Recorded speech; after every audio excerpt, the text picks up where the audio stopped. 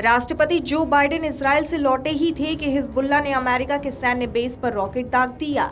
जानकारी के मुताबिक बाइडेन के लौटने के बाद सीरिया स्थित अमेरिका के सैन्य बेस को निशाना बनाया गया है।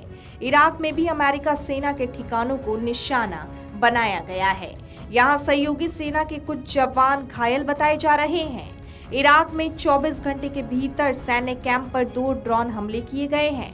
पश्चिमी और उत्तरी इराक में सैन्य कैंप पर हुए इस हमले में सहयोगी सेना के कुछ जवान घायल हुए हैं। हालांकि किसी हताहत की कोई जानकारी फिलहाल नहीं है। एक साल में ऐसा पहली बार है जब इराक में ईरान समर्थित समूह ने यूएस के सैन्य बेस को निशाना बनाया है। अमेरिकी अधिकारियों ने हालांकि 3 ड्रोन हमले की बात कही है। इराक में पश्चिम और कुर्दिस्तान क्षेत्र में अल-अहीर एयरबस पर निशाना किया गया है। इराक में ईरान समर्थित समूह ने इजराइल के लिए अमेरिकी समर्थन को लेकर वहां उसकी सुविधाओं पर हमले करने की धमकी दी थी। इराक में इस्लामिक रेजिस्टेंस ने बाद में एक बयान जारी कर 2 हमलों की जिम्मेदारी ली और कहा कि अमेरिकी कब्जे के खिलाफ और अधिक अभियानों की शुरुआत है। ये हमला इजराइल हमास युद्ध का ही नतीजा है, जहां अमेरिका उसे हथियारों और सभी तरह से मदद कर रहा है।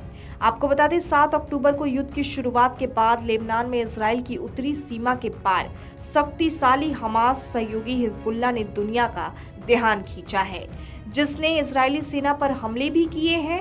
बीते दिनों इजरायली सेना और हिजबुल्लाह के लड़ाकों के बीच एयर अटैक देखे गए हैं।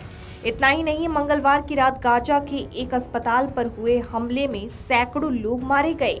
समूह ने एक और बयान जारी किया जिसमें उसने इस तबाही के लिए अमेरिका और इजराइल को दोषी ठहराया और इराक में अमेरिका की मौजूदगी की अपील की, उपस्थिति को समाप्त करने का आह्वान किया। हमास ने कहा कि गाजा में विस्फोट इजरायली हवाई हमले से हुआ था, जबकि इजराइल ने फिलिस्तीनी आतंकवादियों के असफल रॉकेट को जिम्मेदार ठहराया है।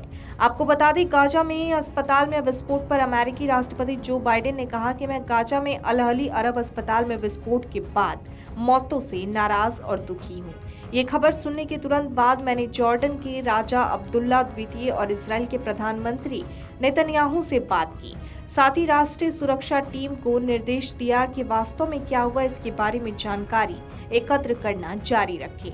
अमेरिका संघर्ष के दौरान नागरिक जीवन की सुरक्षा के लिए स्पष्ट रूप से खड़ा है। Video desk अमरउजाला.com।